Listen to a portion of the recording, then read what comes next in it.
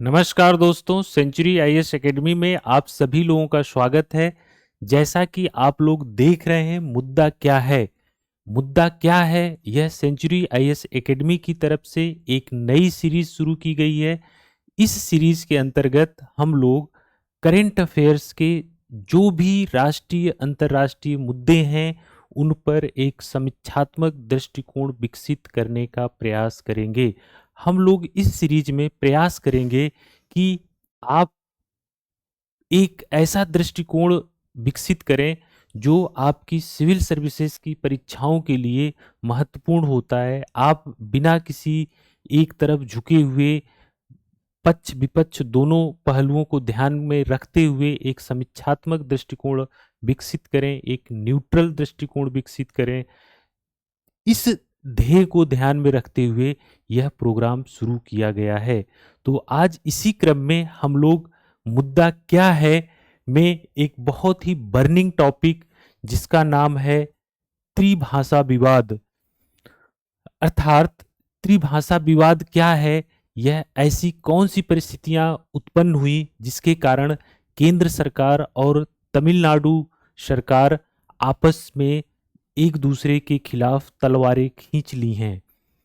क्या वजह है कि केंद्र सरकार कह रही है कि भाई तमिलनाडु, आप जो है त्रिभाषा फार्मूले को अप्लाई करिए, तभी आपको शिक्षा से संबंधित सर्व शिक्षा अभियान या पीएम श्री के तहत जो फंड है वो रिलीज किया जाएगा। तो आज का मुद्दा यही है, त्रिभाषा विवाद, जो कि लगातार आप राष्ट्रीय समाचार पत्रों में देखेंगे तो कभी भारत के शिक्षा मंत्री का बयान आता है, तो कभी तमिलनाडु के मुख्यमंत्री का बयान आता है, और ऐसा लग रहा है कि इस त्रिभाषा विवाद में तमिलनाडु के जो छात्र हैं शायद वो सबसे ज़्यादा भुक्तभोगी हैं। तो चलिए आज हम लोग देखते हैं त्रिभाषा विवाद क्या है। तो मुद्दा आज का यही है, तो देख लेते हैं क्या है। जो हमारी, आई होप ये विजिबिलिटी आप लोगों को सही होगी। तो मुद्दा ये है कि जो नई शिक्षा नीति आपकी है 2020 की, उसमें कहा गया है कि सभी राज्य जो है तीन भाषा के फार्मूले के तहत जो है तीन भाषा के फार्मूले के तहत शिक्षा नीति को लागू करेंगे, अर्थात सभी राज्य जो है अपने स्कूलों में तीन भाषा की पढ़ाई करवाएंगे। तो ये है नई शिक्षा नीति के तहत। और तमिलनाडु सरकार, मतलब इसी को लेके केंद्र सरकार और तमिलनाडु के बीच में खींचतान चल रही है। केंद्र सरकार का कहना है कि समग्र शिक्षा अभियान से जुड़े फंड को यदि तमिलनाडु को प्राप्त करना है तो तमिलनाडु को यह नई शिक्षा नीति के तहत तीन भाषा के फार्मूले को अपनाना होगा, का पालन करना होगा। तमिलनाडु सरकार कह रही है कि यह जो है हमारे ऊपर, हमारे छात्रों के ऊपर हिंदी थोपने का एक जो है बैकडोर प्रयास है, एक छद्म प्रयास है सरकार का। केंद्र सरकार जो फंड रोक रही है उसके पीछे उसका उद्देश्य है कि वो हमारे ऊपर हिंदी थोपना चाह रही है। इन सब प्रक्रिया में केंद्र सरकार ने लगभग 2100 करोड़ रुपए का फंड तमिलनाडु को रोक रखा है। तमिलनाडु सरकार कह रही है इस वजह से हमारे स्कूल में छात्रों की पढ़ाई, हमारे स्कूल में इंफ्रास्ट्रक्चर या हमारे स्कूल का डिजिटलाइजेशन, यह सब जो है प्रभावित हो रहा है। तो यह मुद्दा है। अब इसमें पक्ष क्या है, इसमें विपक्ष क्या है, इसमें आपको जो है सही से विश्लेषण करना है। तो ये है मुद्दा। अब हम लोग देख लेते हैं कि ये जो त्रिभाषा विवाद है, तो त्रिभाषा है क्या, इसकी ओरिजिन कहाँ से हुई है, यह किस प्रकार से विकसित हुआ, तो इसको देखते हैं। जो त्रिभाषा सूत्र है, इसको पहली बार जो भारत की शिक्षा नीति है, जो पहली बार भारत की शिक्षा नीति आई थी 1968 में, उस समय जो है पेश किया गया था। और उसमें कहा गया था कि सभी राज्य जो है कम से कम तीन भाषाओं को अपने छात्रों को पढ़ाएंगे, जिसमें से कि जो है एक जो गैर हिंदी राज्य हैं वह हिंदी अपनी मातृभाषा और अंग्रेजी, यह जो है करेंगे। इस तरह से 3 भाषाओं को पढ़ाना था। तो 68 में नई शिक्षा नीति के तहत त्रिभाषा फार्मूला आया। इसी तरह से राजभाषा संकल्प 68 में आया था, उसमें भी जो है गैर हिंदी भाषी राज्यों में हिंदी को एक भाषा के रूप में पढ़ाना अनिवार्य कर दिया गया था। तो यहाँ पर ये था। इसके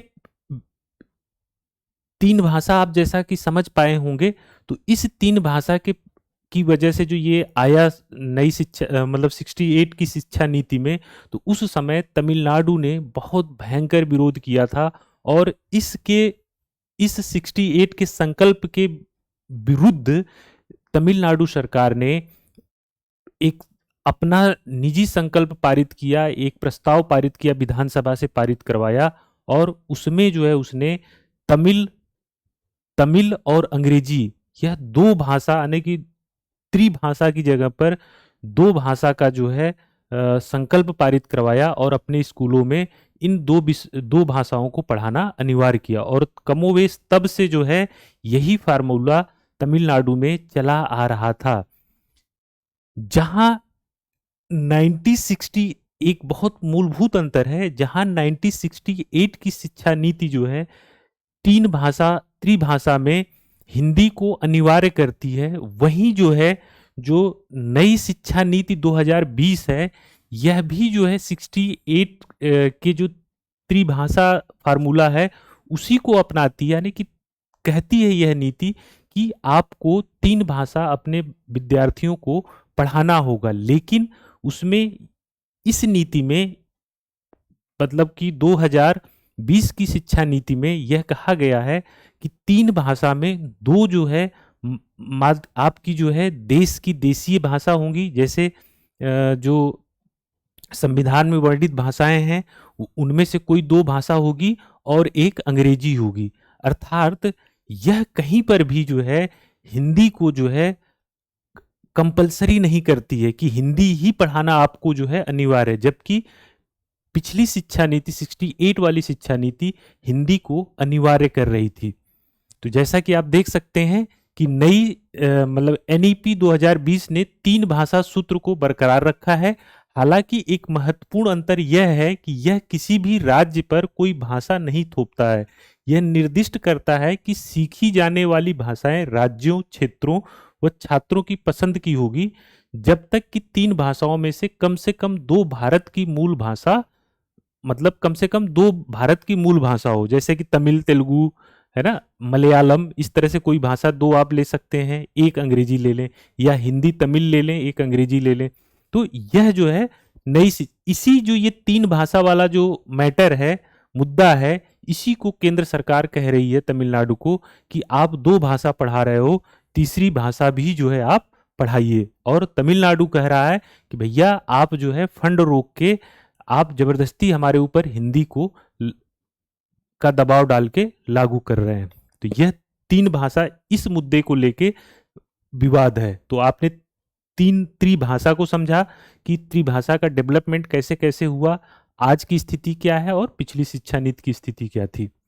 अब हम लोग देख लेते हैं भाषा को लेके संवैधानिक प्रावधान क्या है, संविधान में क्या कहाँ पर भाषा को लेके बातें कही गई हैं। तो संविधान के भाग 17 में अनुच्छेद आपका जो है 343 से लेके 351 तक जो है भाषा के बारे में देश की जो है राजकीय भाषा क्या हो, राष्ट्रभाषा क्या होनी चाहिए, इस तरह का, या भाषा के विकास के लिए क्या क्या किया जाना चाहिए। तो इस तरह के प्रावधान जो है अनुच्छेद 343 से लेके 351 के बीच में दिया हुआ है। तो संविधान में प्रावधान है कि हिंदी संघ की आधिकारिक भाषा है। मूल रूप से अंग्रेजी को संविधान के लागू होने से 15 साल यानी 1965 तक आधिकारिक भाषा के रूप में जारी रखना था। ये जो तिथि है 1965 के आसपास जो है सभी राज्य सजग होने लगते हैं। उस समय यह होता है कि पूरे अंग्रेजी की जगह यानी इंग्लिश की जगह पूरे देश में जो है हिंदी को राष्ट्रभाषा बना दिया जाए या आधिकारिक भाषा बना दिया जाए, जिसको लेके उस समय बहुत विवाद हुआ, जिसके चलते जो है हिंदी और अंग्रेजी दोनों जो है अनंत काल के लिए जो है आधिकारिक भाषा के रूप में स्वीकार किया गया। हालांकि आधिकारिक भाषा अधिनियम 1963 में संघ सभी आधिकारिक उद्देश्यों के लिए बिना किसी समय सीमा के हिंदी के अलावा अंग्रेजी के निरंतर उपयोग का प्रावधान मतलब किया। तो यहाँ से जो हिंदी का विरोध चल रहा था वो कुछ थमा। फिर इसके बाद जो है इसके अलावा जो संवैधानिक प्रावधान है, किसी राज्य की विधायिका राज्य में इस्तेमाल होने वाली किसी एक या अधिक भाषाओं या हिंदी का उस राज्य में आधिकारिक उद्देश्यों के लिए आधिकारिक भाषा के रूप में अपना सकती है। इसके अलावा संविधान में यह भी प्रावधान है, हिंदी भाषा के प्रसार को बढ़ावा देना संघ का कर्तव्य होगा ताकि वह भारत की समग्र संस्कृति के सभी तत्वों को अभिव्यक्ति का माध्यम बन सके। तो ये कुल मिला के भाषा से संबंधित खंड है। अब देखिए जो मुद्दा है यहां पर आप समझने की बात है कि तमिलनाडु सरकार का कहना है कि भाई हम एजुकेशन के फील्ड में अच्छा कर रहे हैं, हमारे बच्चे अच्छा कर रहे हैं, बहुत सारे पैरामीटर में बेहतर प्रदर्शन कर रहे हैं, आप बेवजह हमारे एजुकेशन को भाषा के नाम पर प्रभावित कर रहे हैं। अब उनके तर्क को कुछ फैक्ट से देख लेते हैं कि जैसे प्रथम एनजीओ है वह कहती है कि 2020 की रिपोर्ट बताती है कि कक्षा 5 के जो लगभग 60% छात्र हैं वह कक्षा 2 के स्तर का पाठ नहीं पढ़ सकते हैं। तो महत्वपूर्ण मुद्दा क्या है? अरे भैया पहले इनको जो बच्चे हैं उनकी क्षमताओं को विकसित किया जाए, उनको योग्य बनाया जाए कि कक्षा जो 5 के बच्चे हैं वो कक्षा 2 के स्तर का पाठ नहीं पढ़ पा रहे हैं और हम जो है अभी भाषा के विवाद को लेके लड़ रहे हैं, एक दूसरे की टांग खींच रहे हैं। तो यह हमेशा ध्यान रखना चाहिए कि किसी भी वजह से बेवजह के मुद्दों की वजह से बच्चों की शिक्षा प्रभावित नहीं होनी चाहिए। तो ये एक महत्वपूर्ण पहलू है। तो पहले से ही स्थिति खराब है। फिर वहीं 2023 की रिपोर्ट से पता चलता है कि 14 से 18 वर्ष की आयु के 25% युवा अपनी क्षेत्रीय भाषा में कक्षा 2 स्तर का पाठ धारा प्रवाह नहीं पढ़ पाते हैं। कहने का मतलब है कि तमिलनाडु का कोई छात्र है तमिल लैंग्वेज में, यदि वह 14 से 18 वर्ष की आयु का 25% युवा अपनी जो मातृभाषा है उसमें भी कक्षा 2 के स्तर का पाठ नहीं पढ़ पा रहा है, तो वो तमिल ही नहीं सही से सीख पाया, उसके ऊपर हिंदी एक नया विषय डालेंगे तो वहां की शिक्षा व्यवस्था तो और दयनीय होती चली जाएगी। मतलब वहां के लिए उनके पॉइंट ऑफ व्यू से सोचिए, तमिलनाडु के लोगों के पॉइंट ऑफ व्यू से। तो यह मुद्दा है कि हमें जो ये मुद्दे हैं इन पर ज्यादा जोर देना चाहिए। दूसरा है इस आयु वर्ग के 40% से अधिक लोग अंग्रेजी में वाक्य नहीं पढ़ सकते। घटाव और भाग जैसे बुनियादी संख्यात्मक कौशल सीखने के परिणाम में भी उतने ही खराब हैं। तो हमारी वर्तमान, चाहे हम 2 भाषा पढ़ें चाहे 3 भाषा पढ़ें, ठीक है, तो हम अपनी मातृभाषा, जिसमें देखिए बच्चा कौन सी भाषा सीखता है, उसकी मातृभाषा क्या होती है जिसमें उसके माता पिता आस पड़ोस के लोग बात करते हैं। अब तमिलनाडु में है तो तमिल में लोग बात करते हैं, तमिल ही चीजों को बच्चा उस भाषा में ग्रैप्स करता है। उनके लिए हिंदी हो चाहे संस्कृत हो चाहे अंग्रेजी हो, वह एक विषय है, भाषा नहीं है। भाषा तो एक ही हो सकती है जो आपकी मातृभाषा हो सकती है, जिसमें आप धीरे धीरे धीरे डेवलप होते हैं। इसके अलावा और सब क्या है, विषय हैं। विषय की तरह ही आप बच्चा ट्रीट करता है और यही हकीकत है। तो वहाँ के बच्चों के लिए हिंदी एक भाषा नहीं बल्कि हिंदी एक विषय होगी और उनके जो बस्ते का वजन है उसको एक तरह से बढ़ाएगी। यह एक मुद्दा है, आप उनके पर्सपेक्टिव से, वहाँ के लोगों के पर्सपेक्टिव से सोच सकते हैं। इसको ऐसे भी सोच सकते हैं कि सपोज करिए कि आपको जो है तमिल पढ़ने के लिए अभी दे दी जाए, आपके छोटे छोटे बच्चों को तमिल पढ़ने के लिए दे दी जाए, तो क्या वो उसको सीख पाएंगे? उसको एक विषय की तरह ही लेंगे? उतने आसानी से नहीं सीख पाएंगे। दूसरा एक मुद्दा है कि मान लीजिए कि तमिलनाडु में, सपोज करिए कि तमिलनाडु सरकार जो है इस बात के लिए, या तमिल के लोग जो है इस बात को मान जाते हैं कि ठीक है चलिए हम अपने बच्चों को हिंदी पढ़ाएंगे, तो क्या हम उतना इंफ्रास्ट्रक्चर दे पाएंगे, उतने जो है टीचर्स की व्यवस्था कर पाएंगे?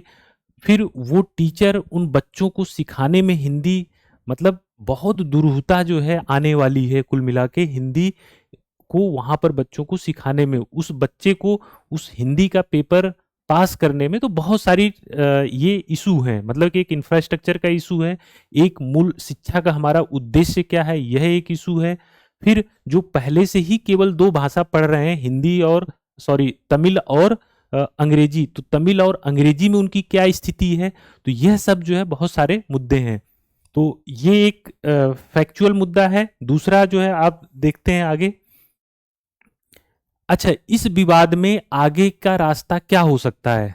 तो देखिए, इसमें कोई दो राय नहीं है। देख लेते हैं अंग्रेजी, जबकि अंग्रेजी हमारी मातृभाषा नहीं है, एकदम सही बात है, अंग्रेजी हमारी मातृभाषा नहीं है। ना हमारे माँ बाप को मतलब आसपास के लोग अंग्रेजी बोलते हैं, ना तो हमारे माँ बाप बोलते हैं।